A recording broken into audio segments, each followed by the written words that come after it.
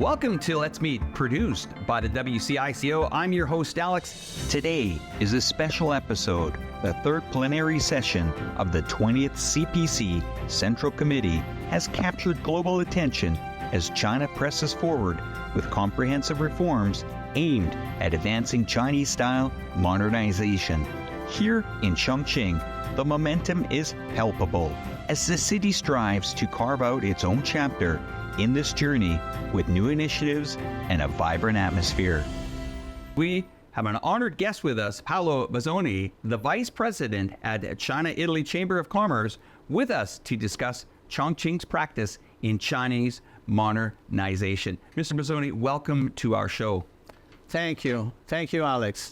And thanks to all the audience. It's a great honor to participate in this discussion and share my understanding of Chinese modernization, especially focused in Chongqing. Well, before we start today's video, I would like to ask you, how long have you been here in Chongqing? Well, I arrived in China straight from United States in 2007 in Beijing. Then in 2014, I moved to Chongqing, and this was probably the best choice I made in my life, because I discovered this part of China, Southwest, especially in Chongqing, as areas of opportunity, an area of unbelievable strength in terms of new things to do. In today's special program, we are honored to invite Professor David Goodman, a fellow of the Australian Academy of Social Sciences and director of the China Studies Centre at the University of Sydney. With over 50 years of experience in China studies, let's listen to his unique insights on China's modernization. Modernization is usually about the development of the market and how this then leads to what's called a takeoff into economic growth. I was really excited when I read the third plenum resolution. It seemed to me worth waiting for. In China, what you have is a variety of economies and societies that have to, as the third plenum, recent third plenum resolution says, have to become a unified market. It's quite clear in the third plenum resolution, you need private or at least non-state sector of the economy because it's better at innovation. But you need the state to ensure that its efforts are put in the right direction. Let me give you an example. Transport within China has improved out of sight in the last 20 years. And of course through the internet and advanced AI and digital communications. That would not have been possible without a strong state. But the third plenum also says that those things cannot happen without regard to the environment, without regard to people's standard of living, without regard to ensuring that people don't just become materialist agents without thinking about the values of society as a whole. So one of the things that I noticed quite recently was that it seems like China's carbon emissions peaked earlier this year. That's to say, they're now on thanks to the renewable, the creation of energy from renewables, which is good.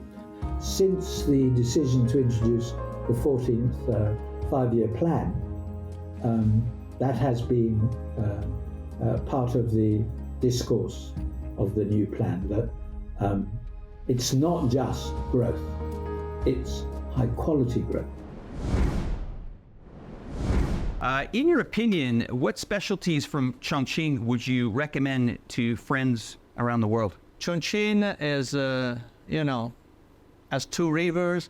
I don't know how many bridges, but probably thousands. Over 14,000, 15,000 last time we checked. Yeah, that's a very good answer. I have to say that a lot of people are really focusing on the sceneries of the city. Of course, we talked about that. We talked about it's a mountainous city. Two rivers join each other, the Jialing and the Yangtze River, as well as foods and beautiful sceneries. In terms of economy, what can be considered really a Chongqing specialty here? Well, Chongqing is the hub of heavy industry. They started reconverting in the past, the military industry into heavy industry. I mean, cables, infrastructure, gearboxes, all these kind of things. Now, renewable as well.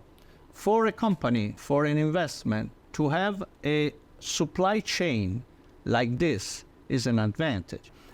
Besides, our notable dish here, hot pot and noodles, Chongqing has developed many new specialties on the path of Chinese modernization. Let's learn about these specialties through a short video. What are Chongqing's specialties? Hot pot, noodles. Expand the vision. Let me show you a different Chongqing. Industry is one of Chongqing's most distinctive specialties, coming from the third front construction of China, experiencing the industrial revitalization after the reform and opening up, then moving to the improvement of quality and efficiency in the new era of high-quality development. The city's renewal speed is measured in seconds. Digital workshops and smart factories are thriving. Intelligent network, new energy vehicles, and new industries, such as new displays, are growing rapidly. The development of cutting-edge materials for biofabrication is accelerating layout.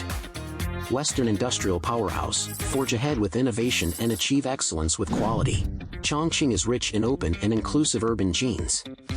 Open the map. Chongqing embraces the world across mountains and seas. Heading east, the Yangtze River Golden Waterway reaches the world. Heading west, the China-Europe Railway Express radiates across Europe. Heading north, the Chongqing-Manzhouli-Russia Freight Railway connects China, Mongolia, and Russia. Heading south, the new International Land-Sea Trade Corridor covers the entire Southeast Asia region. From the inland to the open frontier, Chongqing's steps to explore the world have never stopped. The Chongqing Software and Information Service Industry Starry Sky Action Plan outlines the blueprint for Chongqing's software industry to achieve an output value of 500 billion yuan by 2025. Chongqing Digital Building and Digital Block. This place is called the Chip Heart of the West. The level of data openness ranks in the forefront of the country. 30 units of 5G base stations per 10,000 people ranks first in the Western region. Gathering more than 20,000 digital economy enterprises, the added value of the city's digital economy accounts for nearly 50% of GDP. The digital economy has become the most vivid specialty of this rapidly developing city. Looking into the deep mountains, the digital economy is still creating miracles. The National Pig Big Data Platform has built a trillion-level pig industry chain. The Digital Unmanned Orchard manages over 2,000 mu of citrus. The Smart Rice Adoption Project moves 66,000 square meters of rice fields to the cloud.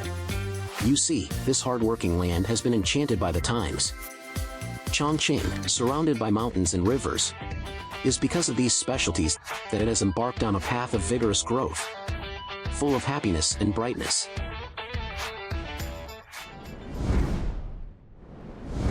Mr. Bozzoni, a few years ago, when discussing China globally, we would often mention Beijing, Shanghai, or Guangzhou. However, with the city's development, Chongqing has become increasingly known. What are the most noticeable economic changes you've observed during your years here living in Chongqing? Well, I arrived in 2014. Definitely, Chongqing now developed huge improvements in terms of transportation and services for the people. I think about the train, the underground, the bridges, the way to, move around Chongqing, but also the way to do business with Chongqing. The railway connecting Chongqing, Chengdu to Europe through the border of Russia, going to Germany, has been a big improvement. Thank you for that insight, Mr. Bozzoni. In addition to the high quality and economic development, China's definition of modernization also emphasizes harmony between humans and natures. How do you interpret this? More specifically, in your opinion, has Chongqing made noticeable progress in promoting ecological civilization that residents can truly feel and experience? Well, the sustainability in renewable energy is a must in the world, and China, since 2015, took this as a key target. Of course, the majority of the energy in China is still coming from the clean coal, but the wind, the solar, and also the e-mobility is taking a leadership in the world. Indeed, Chongqing's ecological environment has significantly improved in recent years. Recently, I visited Lianjiang Collaborative Innovation Zone, where the beautiful Mingyang Lake is located. Now, through interviews, I learned that the beautiful scenery is the results of efforts by many organizations to protect the ecological environment. Mr. Bozzoni, are you interested in learning more about this story? Sure, I'm interested also because I have a very close relationship with Lianjiang area, and I supported Lianjiang to have important Italian investment in Lianjiang. So I'm very interested to see this story. Thank you.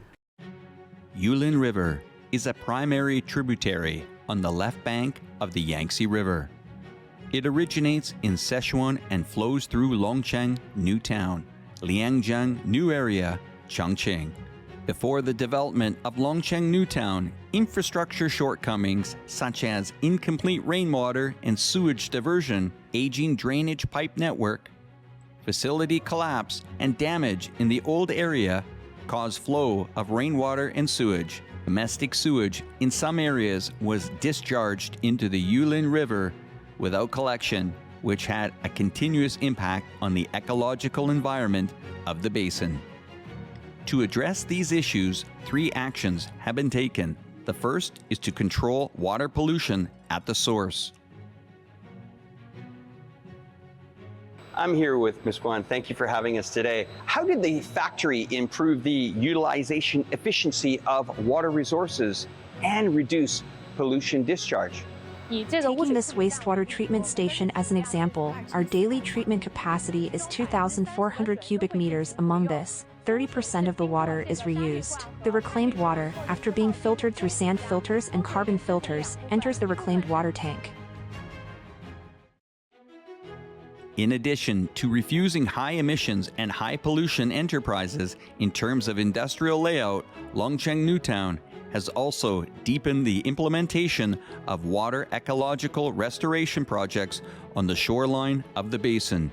It's established an intelligent management platform, carried out expanded investigation of all sewage outlets in the river, and used AI technology and algorithms to identify different types of pollution and quickly transfer them to relevant departments for disposal. After source treatment, the next step is to restore the water ecosystem and protect the water resources along the shoreline of the basin. The restoration of the aquatic environment is by no means easy. Let's see how they do it. Through the implementation of river channel improvement projects, drainage projects along the river, road construction, ecological landscape projects, and municipal supporting projects, we have enhanced the river's flow capacity, ensured flood control safety, reduced soil erosion, maintained the stability of the reservoir area, improved the environment of the drawdown zone, and created a favorable ecological landscape. These efforts support the region's healthy and sustainable development. Thanks to the ecological restoration of the Yulin River, Minghui Lake has fostered a green and low-carbon emerging industrial cluster and provided residents with a beautiful waterside space. I can't help but to want to settle down here and enjoy the harmony between human and nature.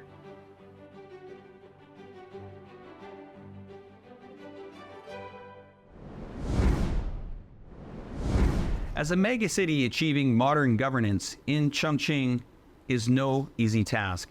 During your years living in Chongqing, have you noticed any efforts by the city to enhance happiness and well-being of its local residents Of here? course, lots of effort. The services for the people, for the normal people. I'm talking about, healthcare, hospital. Now, Chongqing is basically technologically very, very advanced. I experienced recently in an hospital in Chongqing close to my apartment. I had a problem. I went there in 1 hour. I already did everything, pay, and the prescription, everything done. I mean, this is an improvement, and this is quality of life. I totally agree. And there's something that I also want to say, that in the last 4 years of being here, I've noticed the residents and the people of the city are more confident, more proud of their city. In today's program, we will visit a local community in Chongqing to see the living environment of Chinese residents and understand whether Chinese modernization has been implemented in people's daily lives. Picture this, a rundown old community transformed into a modern fashion village. Welcome to Mingzhu Town, where traditional charm meets modern fashion. Hey, Lake. Hey, Kai, nice to see you. Nice to see you too. Yeah. Today I'm not a reporter. I'm on behalf of a local resident. Mr. Bender. Yeah, yes. So we'll go to this building to show our community history. Great. Okay, let's do it. Let's go.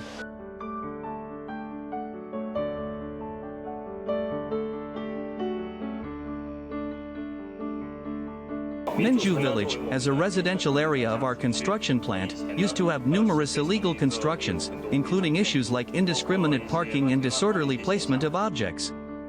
Beyond improving the living environment for locals, Mingzhu is a magnet for the young and enterprising, thanks to urban renewal projects. Here, unique restaurants and cafes sprout like wildflowers, each with its own story to tell. Zongbai, a culinary adventure run by a cross-national couple, offers a fusion of Chinese cuisine and Belarusian-style grilled meat. It's a gastronomic journey that bridges continents. We have a good mix of Sichuan and Yunnan cuisine. Plus, I also want to share my culture food. Our customers are young people. Okay. So yeah, also because our construction we all made by ourselves and also has this kind of house vibe. So So very cozy. Yeah, so cozy, and so many young people just come, to eat of course, but also to make beautiful pictures, post on social media.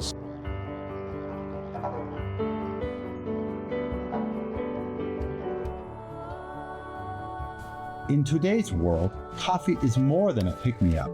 It's a social glue for the young. Rumor has it, Mingzhu boasts a pet-themed cafe where conversations flow as freely as the espresso. Our shop is pet-friendly shop, a coffee shop. Yeah, and we welcome every pet to come here. What brings you back here? Because I think this community is very familiar to me. I think this community attracts young people, not just only local people. From the bustling heart of the city to the tranquil soul of the countryside, China's communities are evolving, blending the old with the new. This is more than progress. It's a testament to resilience and unity. Chongqing has maintained an open and inclusive attitude in the practice of Chinese modernization. Paolo Bozzoni, as the Vice President at China-Italy Chamber of Commerce, you must have a deep understanding of this. Could you share your views with us, please? First of all, let me talk a little bit about the mission of the Italian Chamber of Commerce, that is the association recognized by the Italian government, Chinese government for business, to boost and to promote the business, the trading and investments between Italy and China. Not only Italian investing in Chongqing, in China, but also Chinese investing in Italy. Yeah. I mean, that's a learning curve. Okay, let me give you two scenarios. Maybe you can help me understand this. So if I was a Italian business owner and I wanted to sell my products in China, or I was a Chinese business owner and I want to sell my products in China, how would you facilitate? Is there two different dynamics here, or how would you help each other with that? A lot of Chinese companies, they look abroad in order to, expand their growth. What is the best solution to collaborate with a player that is already well known abroad, like in Italy? They could come to Italy, invest, producing in Italy, collaborate, and from Italy expand their presence in the world.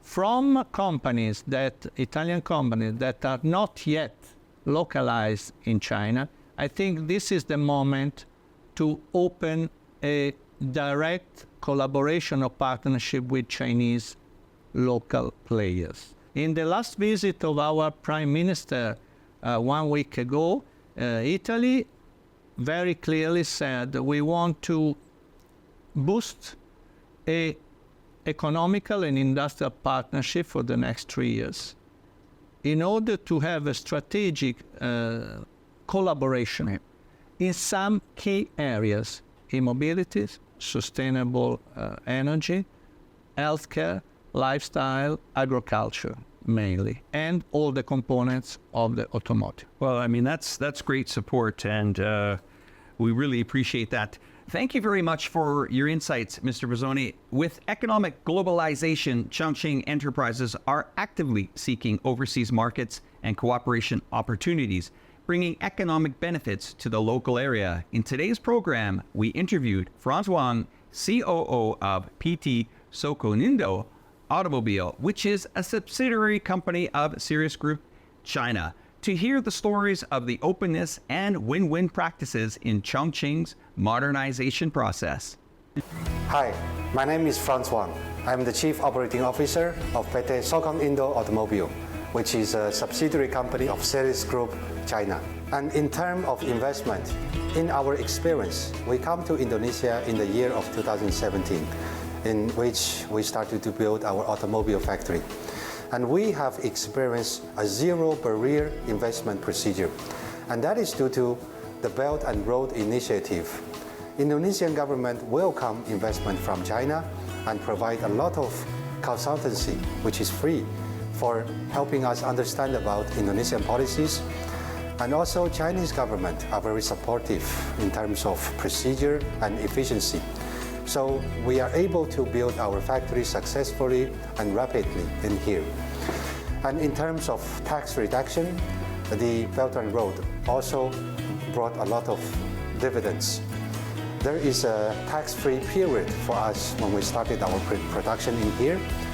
And also there is ACFTA, which is ASEAN-China Free Trade Agreement. And also from 2022, the RCEP, under the influence of Belt and Road, has already begun. So we believe and we have confidence that in the future, the incentives will be brought more and more. And by now, our investment has turned into some fruit in here. We have already created more than 20,000 jobs in the upper, including the upper and lower stream. And also we have brought more than 10 products to be produced in here. And worth mentioning, in which 2 of them is the new energy vehicle that we bring from China. And Indonesian government is also trying to promote the EV development in here. So our EV product is quite welcome in here. And worth mentioning in this part is with the Belt and Road Initiative, there are not only automobile manufacturers coming to Indonesia, but also spare parts suppliers also starting to build in Indonesia, including the batteries and motors producers. So this also brings us a lot of conveniences.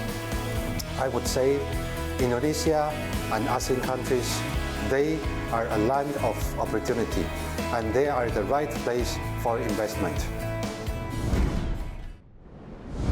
We also want to thank Paolo Bozzoni for joining us in here, the studio today. Your insights have provided us with a new perspective on understanding Chongqing's practice in Chinese modernization. Thank you. Thank you, Alex. It's been a pleasure, an honor to attend today's talk show, because this is what we need in Chongqing, to be more, to promote and to talk more about the success stories and the opportunities. Thank you again, Mr. Bozzoni. Let's meet showcasing new Chongqing to the world. I'm your host, Alex. Thanks for watching. Ciao, ciao. I'm Paolo Bozzoni. Bye-bye.